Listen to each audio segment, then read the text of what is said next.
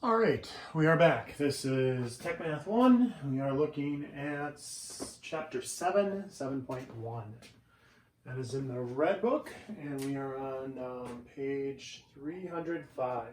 So the squaring principle just basically says, in math, we always have opposites. There's plus, there's minus, there's multiply, there's divide. Same thing with roots. If I have the square root of something, I can undo that with a squared. Now, as long as you have a monomial, a single term inside, that's fine. This is considered a monomial because it's p plus 3 all over 2. So that entire thing, and it's in parentheses, is being the square root of that, and then we're going to square it. So basically, the square root and the squared kind of wipe each other out.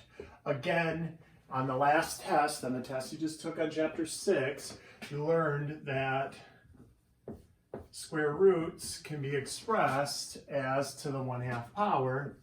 And if you take that squared, well, think about what you do. When you have a power raised to a power, you multiply. So that's 2 over 1 times 1 over 2. That's 2 over 2, which is to the first power. So 3m to the first power is just 3m.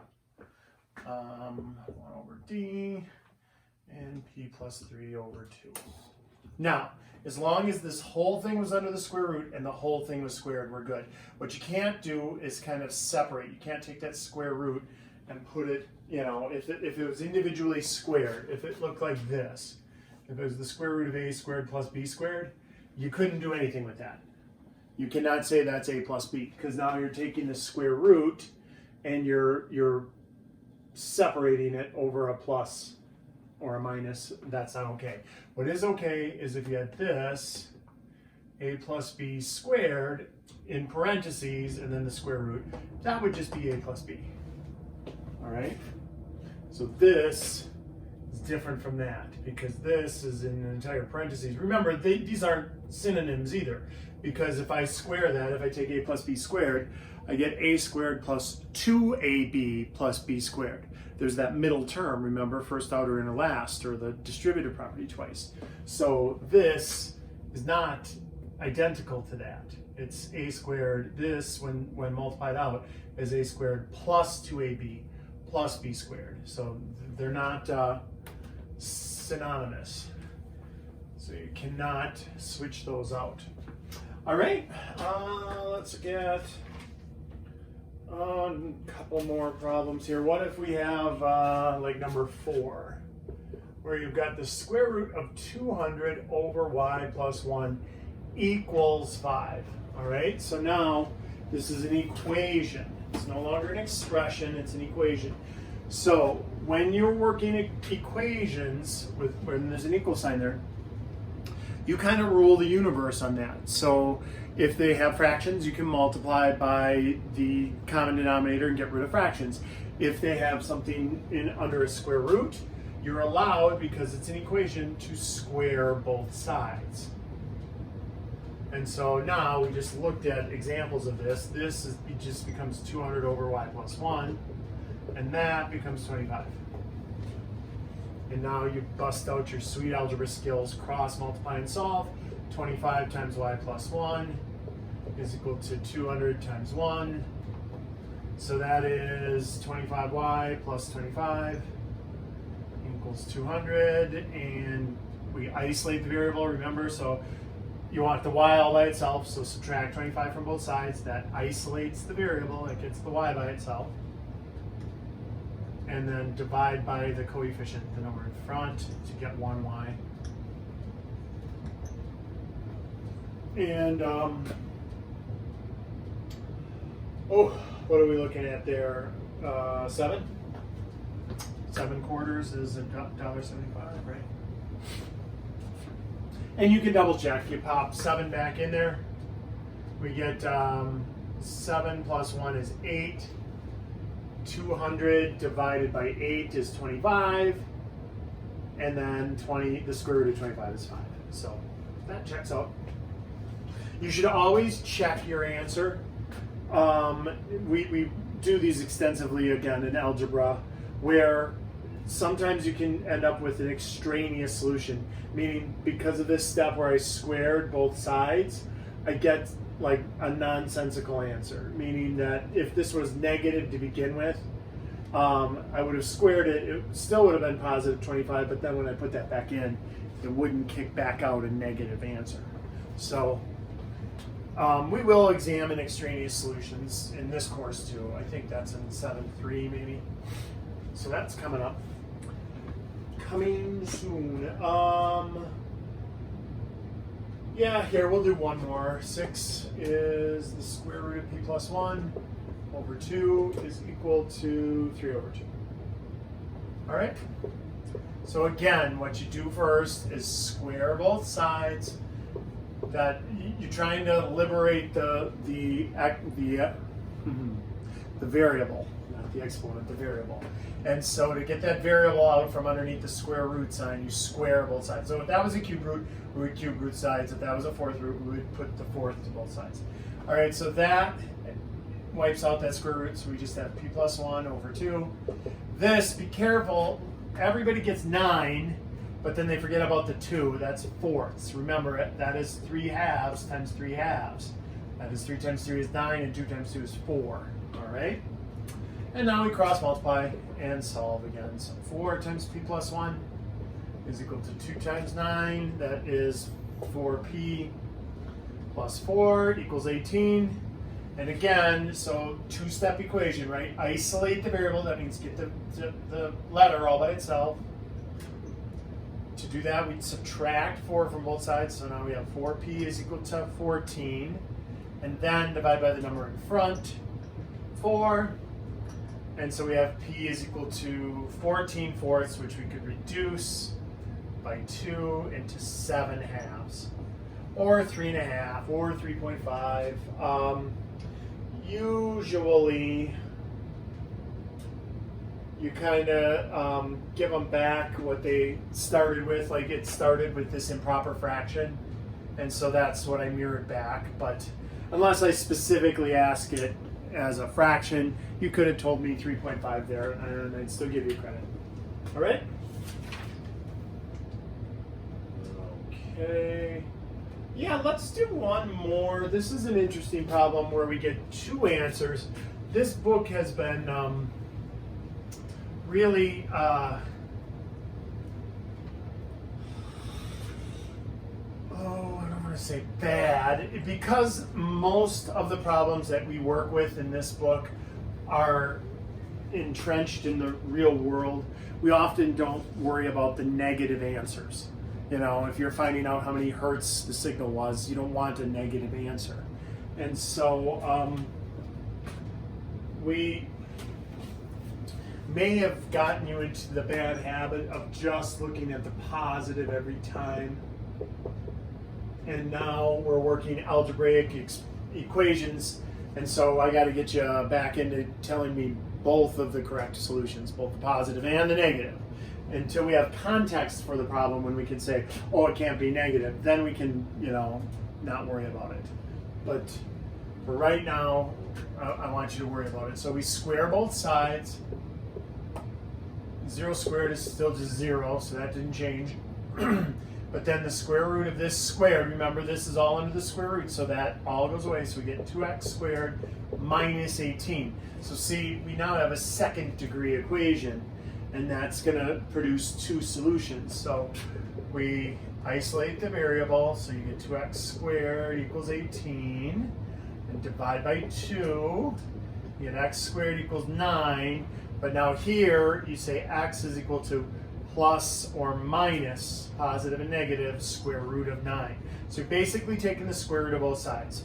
The square root of x squared is just x, but we have to put a plus or minus anytime you take the square root or fourth root or sixth root, any even rooted thing, there is a positive and a negative answer, meaning, look, plus or minus 3. That's the shorthand. If you wanted to say x equals 3 or x equals negative 3, that would also be fine. Now look, I popped that 3 back in. 3 times 3 is 9. 9 times 2 is 18. 18 minus 18 is 0. The square root of 0 is 0. I pop in negative 3. Negative 3 times negative 3 is still positive 9. 9 times 2 is 18. 18 minus 18 is 0. The square root of 0 is 0. So two correct solutions for this problem. Again, you can do the shorthand plus or minus. Some of you may have attacked the problem if you wanted to flex your sweet factoring skills. You would have factored out the 2 and then said that's a perfect square minus a perfect square.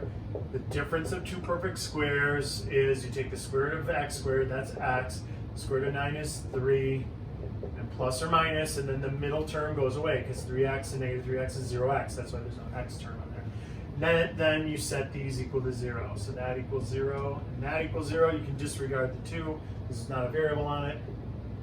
And then subtract 3, add 3. And so you could have found this.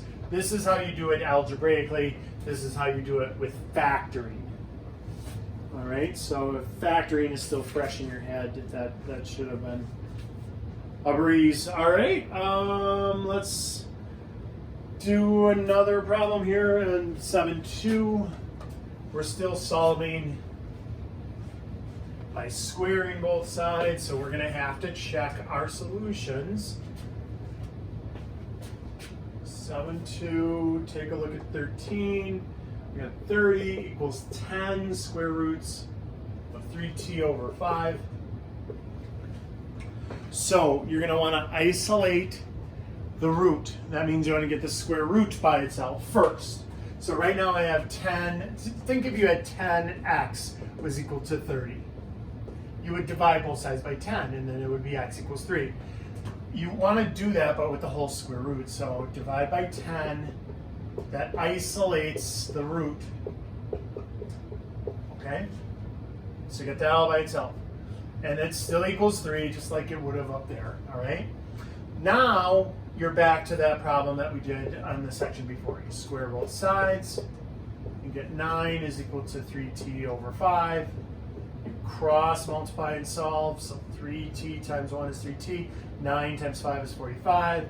And you divide by 3. T is equal to 15. So now I want you to double check that answer to make sure it works. So you pop 15 in. 15 times 3 is 45. 45 divided by 5 is 9. The square root of 9 is 3. 3 times 10 is 30. So that works. You're good. All right. Let's do another one from 7.2. We're going to do 4 is equal to 1 over the square root of d minus 1. So again, you would cross multiply and solve this. So you'd have 4 square roots of d minus 1 equals 1. And now, just like what we had here, you want to isolate the root. So divide both sides by 4. The square root of d minus 1 is equal to 1/4. Square both sides of the equation. That's why we isolated the root, so you can square both sides. We square both sides. I get d minus 1 is equal to 1/16. And then I add 1 to both sides. And when there's a fraction and a whole number and you're adding it, you can just leave it as a mixed number. It's just 1 and 1/16. Let's see if that's what they did. Is that what they did? No, they of course did not. They made it into 16/16 and said, because 1, right? 1/16 over 16 is 1. So 1/16 plus 16/16 is 17/16. That's also fine. It's the same answer. Remember, when you have a mixed number, you can take this number times that, add it to that. So 16 times 1 is 16, plus 1 is 17. 17/16. You could write it as an improper fraction. That would be fine. Alrighty. And again, if you put that in to there, 17/16 minus 16/16 is 1/16. And then the square root of 1/16 is 1/4. And it's 1 over 1/4. So you multiply top and bottom by 4. So you don't have a fraction over a fraction, and you get 4. So 1 and 1/16 does work. Let's take a quick look at 7.3.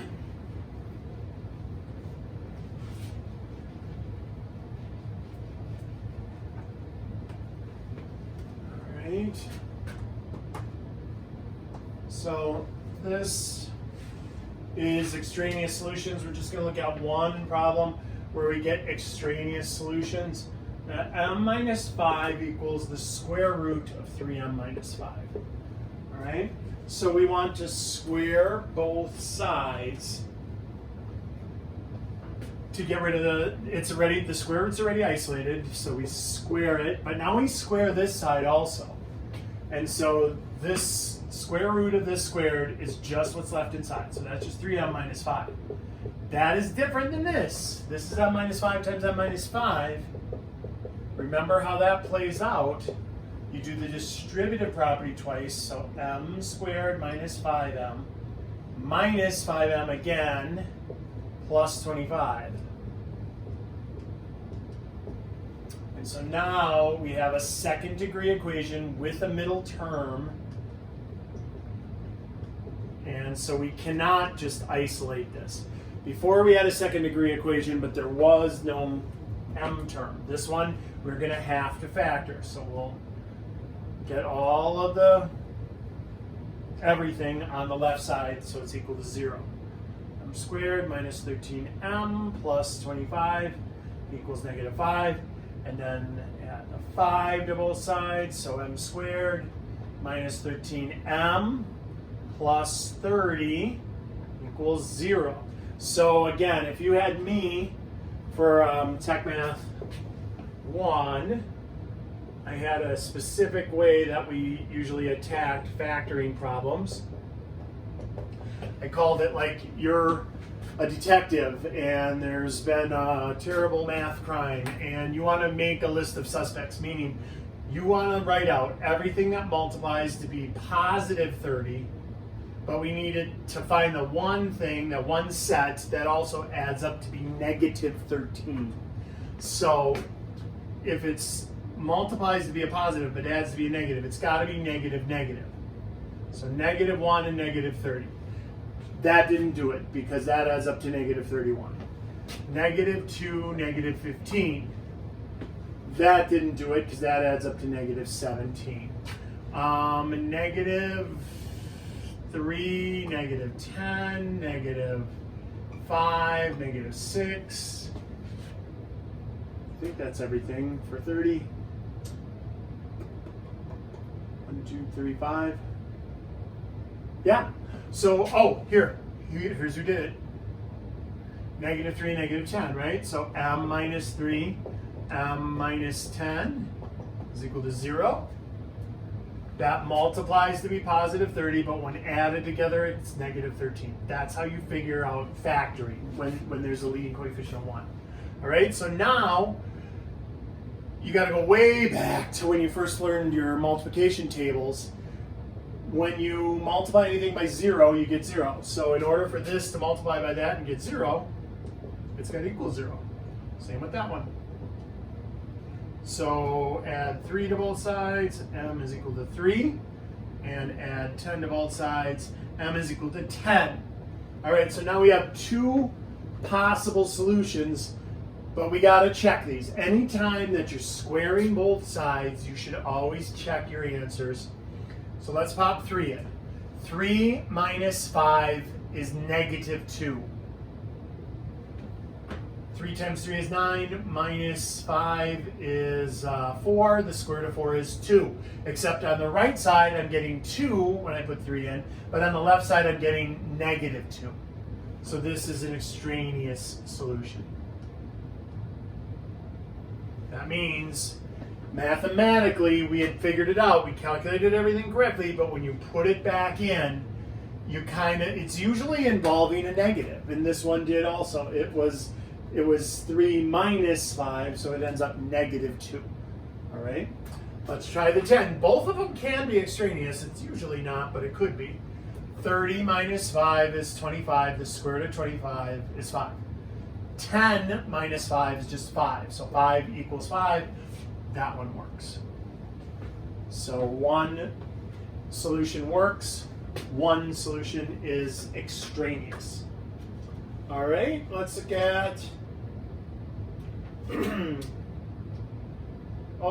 application problem or two. So depending on what they give you and what you have to find, that is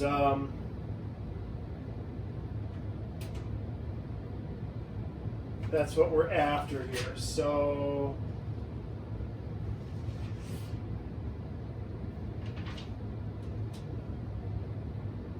yeah, let's take a look at 25. So it's really just the same as what we've been doing. 7.4, the application problems. It's just they're going to give you a real life equation first. You're going to put in whatever you have, and then you're going to have to use this algebra that I just went over to find the real life solution. Okay? So we're looking at 7.4, number 25.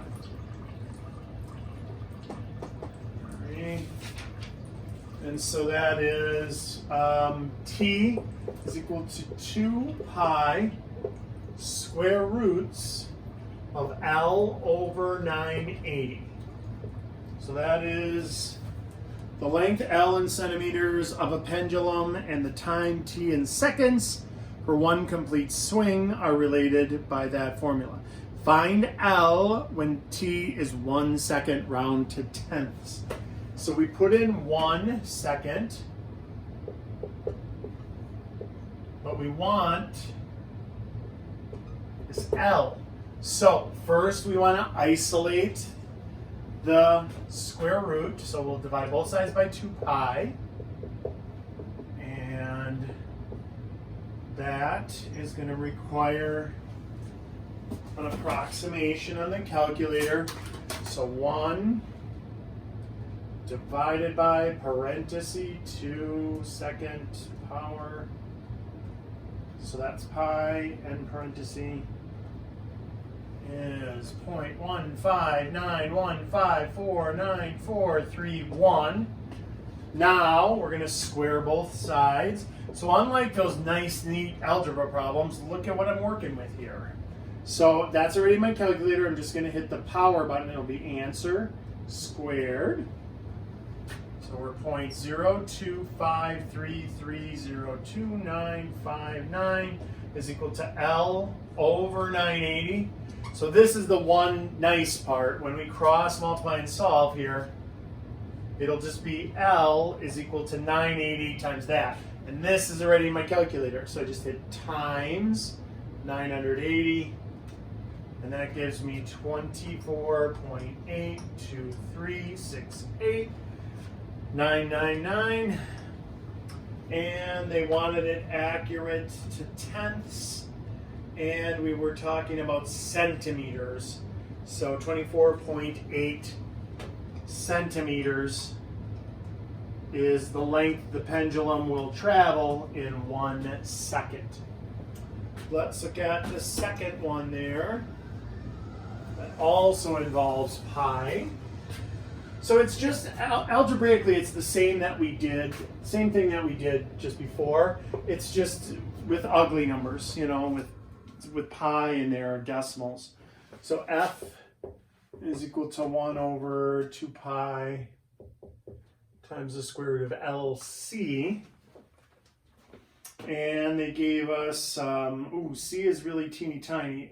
F, so in a resonant electronic circuit, the resonant frequency F in hertz, the inductance L in henries, and the capacitance C in farads are related by the formula below. Find L when F is 500 hertz and C is 15 times 10 to the negative 6. Okay, so 15 times 10 to the negative 6 is actually the decimals here, 1, 2, and then 4 more places. So 1, 2, 3, 4 zeros and a 1, 5. That's what's going on there. 15 times 10 to the negative 6 is 0.000015. So you're counting 6 places to the left for that decimal. 1, 2, 3, 4. Okay? Okay, so we can put that into our, well, here, we'll put it into the formula here. So what did they give us? They gave us 500 here, and they want us to find L. So 1 over 2 pi, and then the square root of 0.00015 L. All right. So here we go. Let's find out how many henries. So 500 times 2 pi is 3141.592654 equals 1 over the square root of 0.00. Oh, let's multiply that in there too. So it's this, that was 500 times 2 pi. It's still times the square root of 0.00015L, and that equals 1.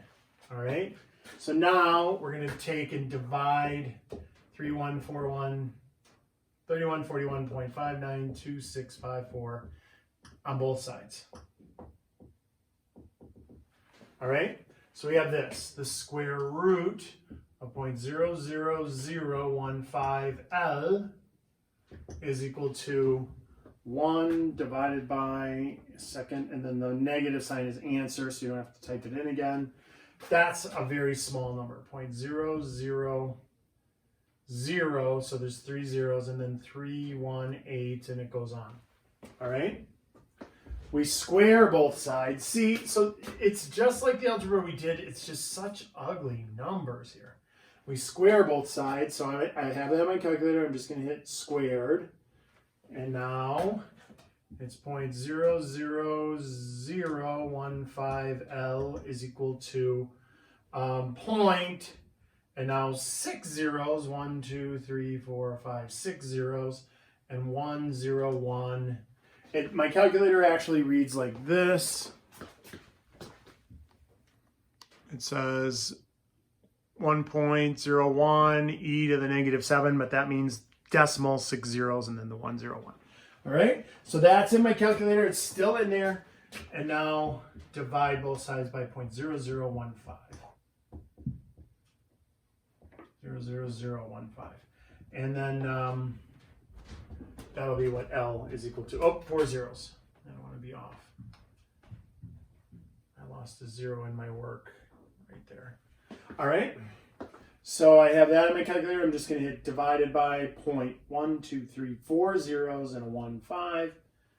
And there it is, 0.006754. And I think we were in henries. 0.0068. They wanted it to 10,000. So 0.0068 henries.